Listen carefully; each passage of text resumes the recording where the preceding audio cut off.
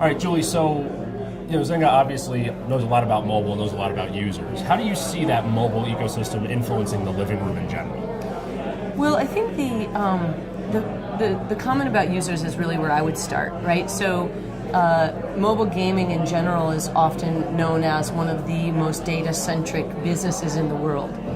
Everything from did someone click on something blue instead of red, how do you get a user to go from free to play, the variety of data sources that we sit on with our platform partners. So I think we start from that place, and then you add mobile gaming and Zynga specifically as the top time spent in the living room. So 79% of all mobile gamers play while watching television, according to Nielsen, and play at 7.5 hours a month average, according to ComScore. Wow. So it's a lot of time, and so where we think about the role in the living room is, I would say we still do think of it as a second screen role.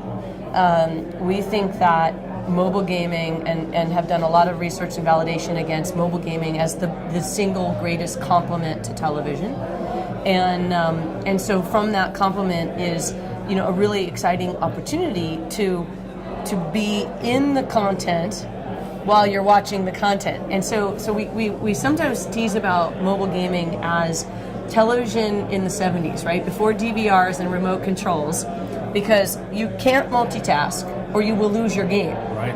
So there's no kind of like, hey, I'm going to DVR for a second and go away. I mean, you're in the action, you're playing. So we do think that you're going to have marketers, and the data's showing, are having a lot of the ROI that they got in the less distracted era of kind of network television.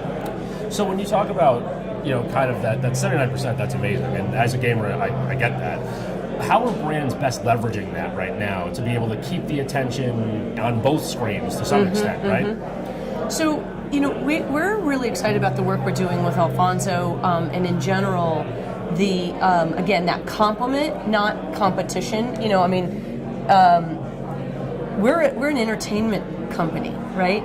So we have tremendous respect for the art of television, for the power of sight, sound, and motion as an ad medium, right? 15-second, 30-second spots are a wonderful way to tell your story.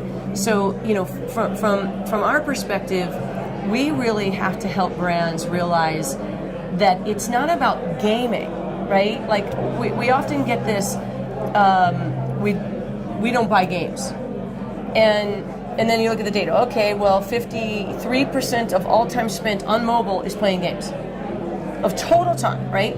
Then you think of 79% of those people are doing it while they're watching television. So you actually do have to do games, but it's not really about. It's like saying I don't do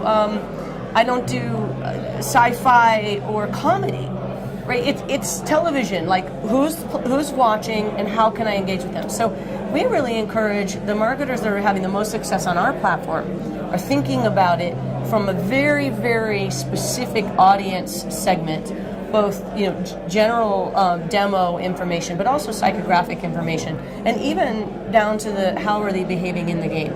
So that would be our greatest recommendation to marketers is treat it like you treat television, which is an engaged, entertained customer who gets the value exchange.